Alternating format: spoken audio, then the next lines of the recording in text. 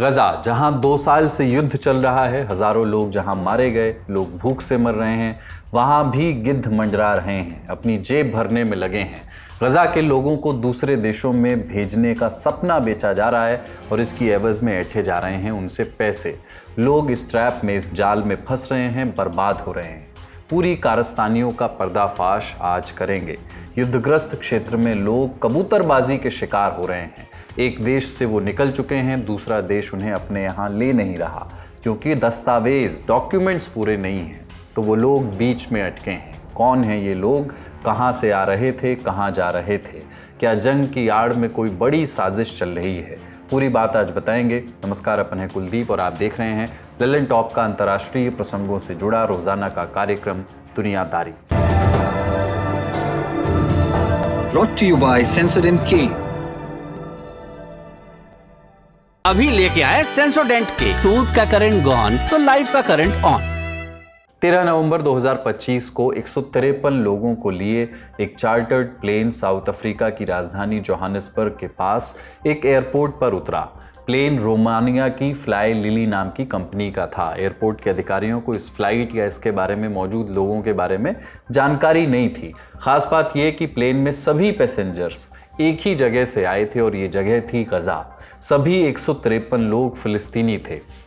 इनके पास south Africa में दाखिल होने के लिए ज़रूरी ट्रैवल डॉक्यूमेंट्स नहीं थे, लिहाजा इन्हें प्लेन में करीब 12 घंटों तक इंतज़ार करना पड़ा। एक लोकल एनजीओ की मदद के बाद इन्हें साउथ अफ्रीका में दाखिल होने की इजाज़त मिली। ये ऐसी दूसरी फ्लाइट थी जो फ़िलिस्तीनियों को लेकर जोहानिसबर्ग उतरी थी। ये सभी फ़िलिस्तीनी एक बड़े रैकेट के हत्थे चढ़ चुके थे। अब आपको इसका मॉडस ऑपरेंडी बताते हैं, ये शुरू कैसे हुआ। अहमद शहादा 150 से ज़्यादा उन फ़िलिस्तीनियों में शामिल था जो गजा से साउथ अफ्रीका पहुंचे। शहादा ने अमेरिकी अखबार न्यूयॉर्क टाइम्स को इस यात्रा की पूरी जानकारी दी। बात तब शुरू हुई जब फरवरी मार्च के दौरान शहादा के पास एक आदमी का फ़ोन आया। उसने कहा कि वो एक मानवीय मदद पहुंचाने वाले ऑर्गेनाइजेशन के लिए काम करता है, एनजीओ जैसा कुछ। ये संस्था शहादा और उसके परिवार को जंग की मार झेल रहे गजा से निकलने में मदद कर सकती है, ऐसा उसे बताया गया। इसके लिए शहादा को प्रति व्यक्ति $1600 यानी 1,42,000 भारतीय रुपए चुकाने होंगे, अगर आप भारतीय रुपए में उसको कन्वर्ट कर दें।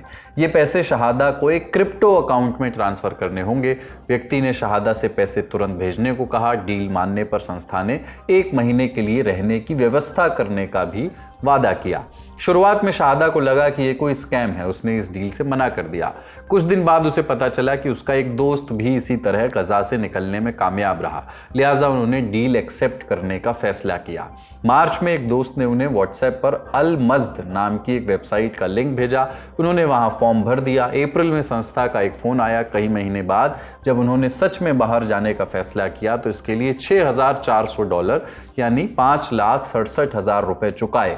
इसके बाद कई महीनों तक मामला शांत रहा। 26 अक्टूबर की रात करीब 12 बजे उन्हें कॉल आया। अल मज़्द ऑर्गेनाइजेशन वाले बोले कि 4 घंटे में खान यूनिस पहुंचना होगा। वहां उन्हें बस में बैठाया गया। कहा गया कि पर्दे बंद रखना, फ़ोन मत चलाना, खासकर जब तक रफ़ा नहीं पहुंच जाते। अल मज़्द ने यह भी कहा कि अगर कोई पूछे तो बोलना कि हम फ्रेंच एम्बेसी के इवैक्यूएशन ड्राइव का हिस्सा हैं। फिर वे करम शालोम बॉर्डर पहुंचे। यहाँ इजरायली सैनिकों ने सभी फ़िलिस्तीनियों से अपना सामान छोड़ने को कहा।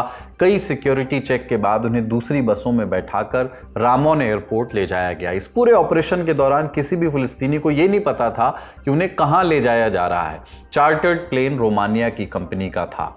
उड़ान के बीच में पता चला कि वे केन्या के नैरोबी जा रहे हैं। काफ़ी देर इंतज़ार के बाद उन्हें साउथ अफ्रीका के लिए एक दूसरे प्लेन पर बैठा दिया गया। पहले नैरोबी ले जाया गया और वहाँ से दूसरे प्लेन पर बैठाया गया। वहीं उन्हें अल मज़्द का आखिरी मैसेज मिला, परिवार के लिए एक गेस्ट हाउस बुक है, लेकिन सिर्फ 1 हफ्ते के लिए। शाहदा ने बताया कि 28 अक्टूबर को जब विमान साउथ अफ्रीका उतरा तो सभी यात्री सामान्य अंतर्राष्ट्रीय यात्रियों की तरह उतर गए और इमिग्रेशन से निकल गए। लेकिन जब दूसरी फ्लाइट साउथ अफ्रीका पहुंची तब ऐसा नहीं हुआ। प्लेन 12 घंटे तक रनवे पर खड़ा रहा क्योंकि दक्षिण अफ्रीकी इमिग्रेशन ये समझ ही नहीं पा रहा था कि इन यात्रियों के पास गजा से निकले होने का कोई एग्जिट स्टैंप या कागज क्यों नहीं है। जब इमिग्रेशन ने उनसे पूछा कि वे कहाँ रुकेंगे और कितने दिन साउथ अफ्रीका में रहेंगे तो ज़्यादातर लोग ये भी ठीक से बता नहीं पाए। आखिरकार सरकार ने उन्हें विमान से उतरने की इजाज़त दी क्योंकि गिफ्ट ऑफ द गिवर्स नाम की चैरिटी संस्था ने कहा कि वो उन सभी को रहने की जगह दे देगी। अधिकारियों के मुताबिक 23 फिलिस्तीनी वहां से दूसरे देशों के लिए रवाना भी हो गए। यानी इस पूरे ऑपरेशन में कई अहम सवालों के जवाब किसी के पास नहीं थे। मसलन फिलिस्तीनियों को निकालने के लिए डील कब हुई, इजरायलियों ने बॉर्डर पर उन्हें क्लियरेंस कैसे दे दिया, अगर क्लियरेंस दिया गया तो इसके लिए कोई दस्तावेज या स्टैंप क्यों नहीं था, और साउथ अफ्रीका को इस पूरे प्रोसेस की जानकारी कैसे नहीं थी। इसके लिए सबसे पहले अलमज़्द वेबसाइट की जांच की गई। अलमज़्द यूरोप नाम की ये संस्था असल में कंसल्टिंग फर्म का फ्रंट बताई जा रही है जो एस्टोनिया में रजिस्टर्ड है। इसे टॉमर जेनर लिंड नाम का एक शख्स चलाता है। इजरायली वेबसाइट हारित्स की इन्वेस्टिगेशन के मुताबिक इनके पास इजराइल और एस्टोनिया दोनों की नागरिकता है। दावा किया जा रहा है कि लिंड इजरायली सेना की उस यूनिट के साथ काम करता था जो गजा से फिलिस्तीनियों को जबरन बाहर भेजने वाले ऑपरेशंस में शामिल है। अलमज़्द यूरोप अपने आप को मानवीय मदद देने वाले बताते हैं, लेकिन इनका असली पैसा कहां से आता है और इसे कौन चलाता है ये साफ नहीं है। अलमज़्द यूरोप की वेबसाइट दावा करती है कि ये संस्था 2010 में जर्मनी में बनी थी। होम पेज पर एक पॉपअप आता है जो लोगों को नकली एजेंट से सावधान रहने की चेतावनी भी देता है और कुछ असली एजेंट्स के नंबर शेयर करता है, लेकिन असलियत कुछ और ही दिखती है। वेबसाइट पर ना कोई ऑफिस का पता है, ना कोई फ़ोन नंबर है, सिर्फ इतना लिखा है कि ऑफिस पूर्वी यरूशलेम के शेख जर्राह में है, यानी वो इलाका जिस पर इजराइल का कब्जा है। वेबसाइट का डोमेन almazdeurope.org इस साल फरवरी में ही रजिस्टर्ड हुआ है, यानी ये बहुत ही नया है। साइट के कई लिंक खुलते ही नहीं और जो ईमेल दिया है वो भी काम नहीं करता। मेल भेजो तो बाउंस बैक आ जाता है। डोमेन रजिस्ट्रेशन करने वाली कंपनी नेम चीप अक्सर साइबर सुरक्षा रिपोर्ट्स में ऑनलाइन फ्रॉड के मामलों से जुड़ी हुई मिलती है। वहां सस्ते में और बिना किसी कड़े वेरिफिकेशन के डोमेन बनाना बहुत आसान कहा जाता है। रिपोर्ट से यह भी सामने आया है कि अलमज़्द ने सीधे इजराइल के रक्षा मंत्रालय की माइग्रेशन डायरेक्टरेट से संपर्क किया। ये वही विभाग है जो अपनी मर्जी से बाहर जाने वाले यानी वॉलंटरी माइग्रेशन का काम देखता है। इस विभाग ने बाद में 153 फिलिस्तीनियों की जानकारी कोगैट को भेज दी। कोगैट वो इजरायली यूनिट है जो गजा और वेस्ट बैंक में सिविल मामलों का कंट्रोल संभालती है। मीडिया इन्वेस्टिगेशंस के मुताबिक यात्रियों ने अलमज़्द को $1400 से $2000 प्रति व्यक्ति तक दिए। इतना पैसा लिए जाने से साफ मालूम होता है कि ये कोई मानवीय मदद वाला ऑपरेशन तो नहीं था, बल्कि पैसे देकर बाहर निकालने का एक सिस्टम था। इसमें वही निकल पाया जिसके पास पैसे थे। कुछ यात्रियों को तो ये तक लग रहा था कि उन्हें भारत ले जाया जा रहा है। दक्षिण अफ्रीकी अधिकारियों ने इन लोगों को 12 घंटे रोके रखा क्योंकि उनके पास सही दस्तावेज नहीं थे। न एग्जिट स्टैंप थी और ना ही कोई आधिकारिक स्लिप जिससे ये पता चल सके कि वे इजराइल या गजा से कहां और कैसे निकले। इस बाबत इजराइल ने दलील दी कि उसने 2013 में ही पासपोर्ट पर मुहर लगाना बंद कर दिया था। वो उसकी जगह इलेक्ट्रॉनिक एग्जिट स्लिप देता है, लेकिन असल समस्या ये है कि इन यात्रियों के पास कोई भी आधिकारिक कागज नहीं था जो साबित करे कि वो अपने इलाके से कानूनी तरीके से निकले थे। मानवाधिकार ग्रुप्स का दावा है कि ये दस्तावेजी कमी शायद जानबूझकर की गई, क्योंकि जब किसी के पास निकासी का रिकॉर्ड नहीं होता तो भविष्य में यह भी साबित नहीं किया जा सकता कि सारी कानूनी प्रक्रिया करके वो निकले हैं। इसका मतलब ये है कि आगे चलकर उनके वापसी के अधिकार यानी राइट ऑफ रिटर्न पर बड़ा खतरा आ सकता है। यूएन रेजोल्यूशन 194 के मुताबिक गजा के लोगों को अपने घर लौटने का अधिकार है, लेकिन जब कागज ही नहीं होंगे तो कानूनी तौर पर यह साबित करना मुश्किल हो जाएगा और उन्हें वापस नहीं भेजा जाएगा संभवतः। इस पूरी कंट्रोवर्सी पर दक्षिण अफ्रीका के विदेश मंत्री रोनाल्ड लामोला का बयान आया। उन्होंने इसे गजा और वेस्ट बैंक से फिलिस्तीनियों के सफाए की स्कीम करार दिया। हमें शक है कि इस फिलिस्तीनी विमान को लेकर कुछ गड़बड़ है। दक्षिण अफ्रीका की सरकार होने के नाते हमें विमान के आने और इसमें सवार यात्रियों की परिस्थितियों पर संदेह है। इस मामले की जांच चल रही है। ये हमारे लिए गंभीर चिंता का विषय है। ऐसा लगता है कि ये फिलिस्तीनियों को गजा से हटाने की एक बड़ी साजिश का हिस्सा है। लामोला के इस बयान को दक्षिण अफ्रीका के केस से जोड़कर देखा जा रहा है। दरअसल साउथ अफ्रीका ने इजराइल के खिलाफ इंटरनेशनल कोर्ट ऑफ जस्टिस में केस किया है। इसमें आरोप लगाया है कि इजराइल फिलिस्तीनियों को ज़बरदस्ती निकाल रहा है। जंग की शुरुआत से ही फिलिस्तीनियों के लिए आवाज़ उठा रहे साउथ अफ्रीका के राष्ट्रपति रामाफोसा ने इन यात्रियों को फिलहाल मानवीय आधार पर 90 दिन की बिना वीज़ा वाली एंट्री दे दी है। बहरहाल, जहां एक तरफ फिलिस्तीनियों की साउथ अफ्रीका पहुंचने की गुत्थी उलझी हुई है, वहीं गजा जंग को लेकर के 17 नवंबर को एक और बड़ा डेवलपमेंट हुआ। संयुक्त राष्ट्र सुरक्षा परिषद यानी यूएनएससी ने ट्रंप के गजा पीस प्लान को मंजूरी दे दी है। यानी अब इस प्लान पर यूएन की कानूनी मुहर लग गई है। इससे गजा के भविष्य से जुड़े प्रपोज्ड प्लान को यूनाइटेड नेशंस की सहमति मिल गई है। मसलन गजा में सीज फायर के बाद क्या होगा, कैसे वहां शांति लाई जाएगी और गजा को दोबारा कैसे बनाया जाएगा। लेकिन पहले थोड़ा सा बैकग्राउंड समझ लेते हैं।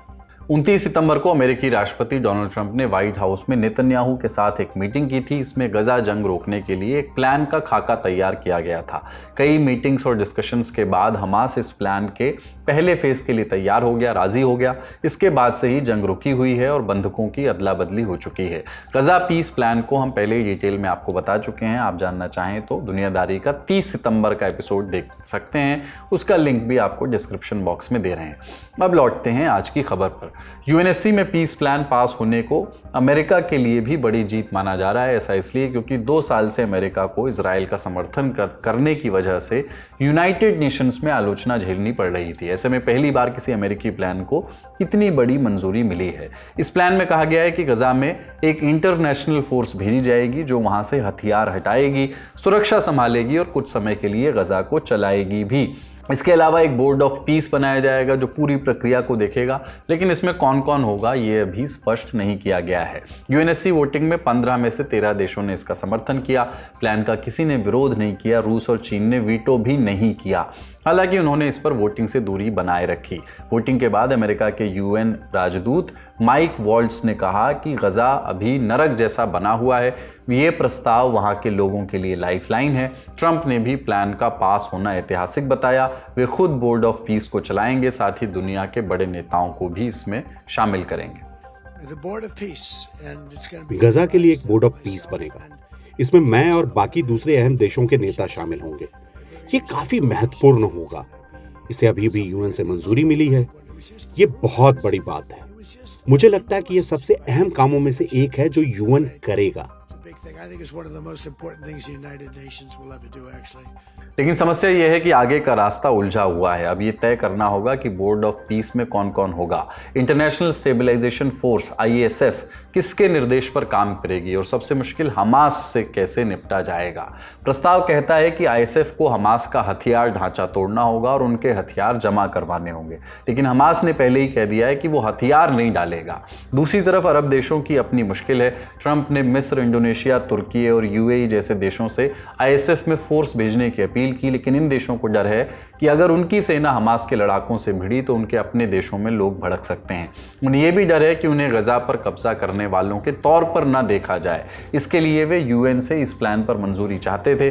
अब जब ये मंजूरी मिल चुकी है तो क्या अरब देश अपनी सेनाएं भेजेंगे? हमने एक्सपर्ट से पूछा।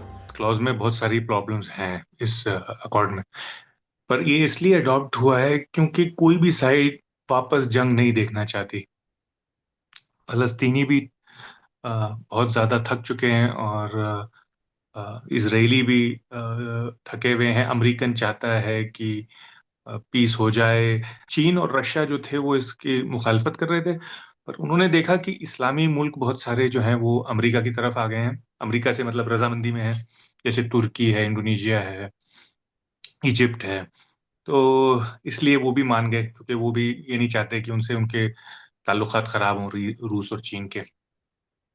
पर सबको ये पता है कि ये डील जो है वो सही नहीं है। इसमें कोई क्लैरिटी नहीं है कि कैसे डिसआर्मामेंट होगा हमास का, क्या रीबिल्डिंग होगी गाजा की, कि फिर 2 स्टेट सोल्यूशन के लिए क्या रोड मैप है, कौन गवर्न करेगा गाजा को इस बीच में, कौन पैलेस्टीनियन अथॉरिटी का कैसे रिफॉर्म होगा। मतलब बहुत सारी चीजें इसमें बिल्कुल भी क्लियर नहीं है। और बस लोग ये चाहते हैं कि अब जंग खत्म हो और एड पहुंचे फलस्तीनियों तक। इजराइल तो खैर ये नहीं चाहता, पर इजराइल अमेरिका के प्रेशर में है और ट्रंप ये दिखाना चाहते हैं दुनिया को भी, नोबेल पीस कमेटी को भी और अपने मिडिल ईस्ट में समर्थकों को भी, और घर पे भी अपने समर्थकों को भी, मैंने एक जीत हासिल की है।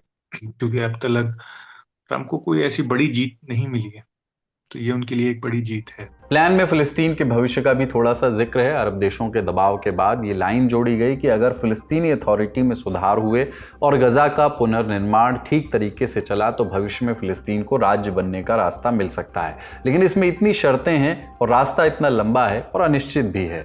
ऐसे में यूएनएससी में गजा पीस प्लान का पास होना कितनी अहमियत रखता है, जानकारों से हमने पूछा। अगर ये मुल्क जिन्होंने कहा है कि उनके सिपाही आएंगे, यानी कि उनके से कुछ इंडिकेशन है और ये बात की जा रही है कि शायद इजिप्ट, इंडोनेशिया, तुर्की, इनसे कुछ सिपाही आएंगे पीस कीपिंग के लिए, पर अगर हमास तैयार नहीं हुआ तो इसका मतलब है वहां गोली चल सकती है, खून भी बह सकता है दोनों तरफ का, फलस्तीनी खून भी और जो आने वाले हैं उनका भी।